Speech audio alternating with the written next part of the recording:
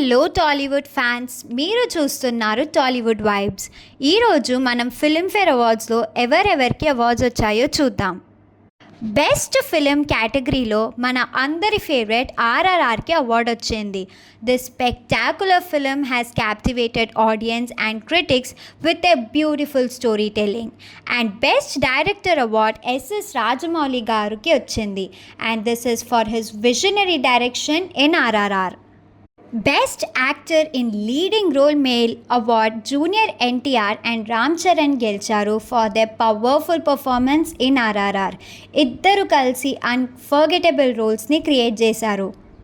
Best music album కేటగిరీలో ఎంఎం కీరవాణి గారు అవార్డ్ని గెలిచారు for his soul stirring music in RRR.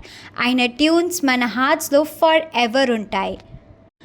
Best film critics awards Sitaramam గెలిచింది. ఈ మూవీలో లవ్, ఎమోషన్ అండ్ డ్రామాని చాలా బ్యూటిఫుల్గా క్యాప్చర్ చేశారు. And best actor critics award Dulquer సల్మాన్కి దొరికింది for his spectacular performance in Sita Ramam. Best actress in leading role female award Mrunal ఠాకూర్కి దొరికింది. And her exceptional performance left a lasting impressions in all of us.